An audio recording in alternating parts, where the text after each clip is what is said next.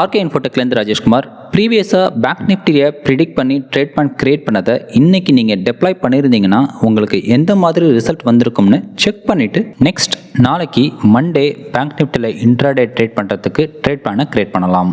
லாஸ்ட்டாக மார்க்கெட்டை அனலைஸ் பண்ணி ப்ரிடிக்ட் பண்ணி கிரியேட் பண்ண ட்ரேட் பிளான் ஷீட் இதுதான். இந்த ட்ரேட் பிளான் ஷீட் வச்சு நீங்கள் ட்ரேட் பண்ணியிருந்தீங்கன்னா நமக்கு ஸ்க்ரீனில் தெரிகிற மாதிரி இவ்வளோ ப்ராஃபிட் நம்மளுக்கு இன்றைக்கி கிடச்சிருக்கும்.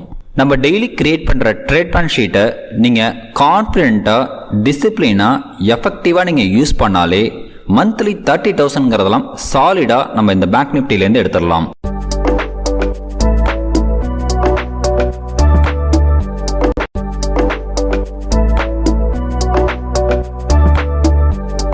ரேஞ்ச் பவுண்ட் மார்க்கெட்டில் டார்கெட் அண்ட் ஸ்டாப் லாஸ் எந்த மாதிரி கன்சிடர் பண்ணுங்கிறத இப்போ பார்க்கலாம். ரேஞ்ச் பவுண்ட் மார்க்கெட்டை பொறுத்த வரைக்கும் நம்ம ஸ்ட்ராட்டஜியில் டார்கெட் ஒரு 10 பாயிண்ட்ஸ் முன்னாடியே செட் பண்ணுவோம். எதுக்காகனா ரேஞ்ச் பவுண்ட் மார்க்கெட்டில் ரெசிஸ்டன்ஸ் அண்ட் சப்போர்ட் பக்கத்தில் வரைக்கும் போய் அது டச் பண்ணாமல் ரிவர்ஸ் ஆகிறதுக்கு அதிக ப்ராபபிலிட்டி இருக்கிறதுனால நம்ம 10 பாயிண்ட்ஸ் முன்னாடியே டார்கெட்டாக கன்சிடர் பண்ணணும். அதே மாதிரி ஸ்டாப் லாஸை பொறுத்தவரை நம்ம ஸ்ட்ராட்டஜியில் 45 points resistance and support entry லெவல்ஸில் இருந்து கன்சிடர் பண்ணுவோம்.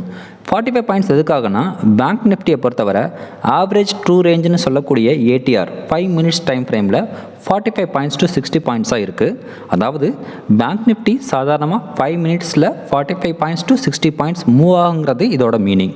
ஸோ அதனால் மினிமம் லெவலான 45 பாயிண்ட்ஸை நம்ம ஒவ்வொரு ட்ரேடுக்கும் ஸ்டாப் லாஸாக கன்சிடர் பண்ணுவோம். சினாரியோ 1, மார்க்கெட் நாளைக்கு அப்பர் சிபிஆர் லெவலுக்கும் R1க்கும் நடுவில் ஓப்பன் ஆகி அப்பர் சிபிஆர் லெவல்லேருந்து மார்க்கெட் அப் ட்ரெண்டில் மேலே போய் R1 பிரேக் பண்ண முடியாத பட்சத்தில் R1 நியர்பையாக ஒரு ரெட் கேண்டில் ஃபார்ம் ஆகி க்ளோஸ் ஆகுதுன்னா அதை நம்ம என்ட்ரி சிக்னலாக எடுத்துக்கிட்டு அங்கேருந்து மார்க்கெட் ரிவர்ஸ் ஆகுங்கிற எக்ஸ்பெக்டேஷனில் இந்த மணி புட் ஆப்ஷன் பை பண்ணியோ இல்லை பேக் நிஃப்டி ஃபியூச்சரை செல் பண்ணியோ அப்பர் சிபிஆர் லெவலில் டார்கெட்டாக எய்ம் பண்ணலாம்.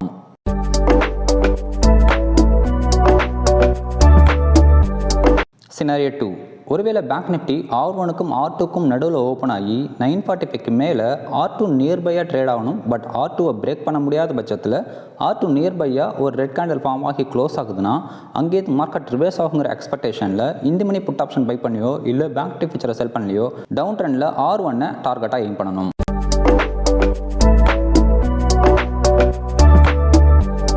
சினாரியோ 3, மார்க்கெட் ஒருவேளை டவுன் ட்ரெண்டில் வருது. அதாவது பேங்க் நிஃப்டி லோவர் சிபிஆர் லெவலுக்கும் S1க்கும் நடுவில் ஓப்பன் ஆகி லோவர் சிபிஆர் லெவல்லேருந்து டவுன் ட்ரெண்டில் வந்து S1 பிரேக் பண்ண முடியாத சூழ்நிலையில் S1 நியர்பையாக ட்ரேட் ஆகும்போது ஒரு க்ரீன் கேண்டில் ஃபார்ம் ஆகி க்ளோஸ் ஆனிச்சுன்னா அது நம்மளோட என்ட்ரி கிரிட்டேரியாவை சாட்டிஸ்ஃபை பண்ணிச்சு அப்படின்னா அங்கேருந்து இந்த மணி கால் ஆப்ஷன் பை பண்ணியோ இல்லை பேங்க் நிஃப்டி ஃபியூச்சரை பை பண்ணியோ மார்க்கெட் புல்பேக் ஆகுங்கிற எக்ஸ்பெக்டேஷனில் லோவர் சிபிஆர் லெவலில் டார்கெட்டாக எய்ம் பண்ணலாம்.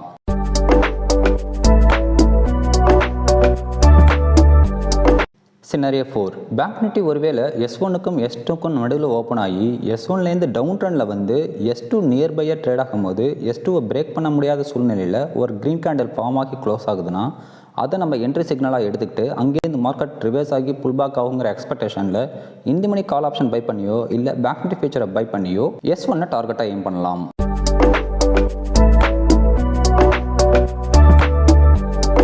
சினாரியோ 5, ஒருவேளை பேங்க் நிஃப்டி லோவர் சிபிஆர் லெவலுக்கும் அப்பர் சிபிஆர் லெவலுக்கும் நடுவிலேயே ட்ரேட் ஆகி அப்பர் சிபிஆர் லெவல் நெருங்கும் போது அப்பர் சிபிஆர் லெவலில் பிரேக் பண்ண முடியாத பட்சத்தில் அப்பர் சிபிஆர் பக்கம் ஒரு ரெட் கேண்டில் ஃபார்ம் ஆனிச்சுன்னா அங்கேருந்து மார்க்கெட் ரிவர்ஸ் ஆகுங்கிற எக்ஸ்பெக்டேஷனில் இந்த மணி புட் ஆப்ஷன் பை பண்ணியோ இல்லை பேங்க் நிஃப்டி ஃபியூச்சரை செல் பண்ணியோ லோவர் சிபிஆர் லெவலில் டார்கெட்டாக எய்ம் பண்ணலாம். ஒருவேளை அங்கேருந்து டவுன் ட்ரெண்டில் வந்து லோவர் சிபிஆர் லெவலில் பிரேக் பண்ண முடியாத பட்சத்தில் லோவர் சிபிஆர் பக்கம் ஒரு க்ரீன் கேண்டில் ஃபார்ம் ஆகி க்ளோஸ் ஆகுதுன்னா அங்கேருந்து மார்க்கெட் புல்பேக் ஆகி அப்பர் சிபிஆர் லெவலுக்கு போகுங்கிற எக்ஸ்பெக்டேஷனில் இந்த மணி கால் ஆப்ஷன் பை பண்ணியோ இல்லை பேங்க் நிஃப்டி ஃபியூச்சரை பை பண்ணியோ அப்பர் சிபிஆர் லெவலில் டார்கெட்டாக எய்ம் பண்ணலாம். பட் ரிஸ்க் ரிவார்ட் ரேஷியோ நமக்கு சாதகமாக இருந்துச்சு அப்படின்னா இந்த ட்ரேட் செட்டப்பில் என்ட்ரி ஆகலாம்.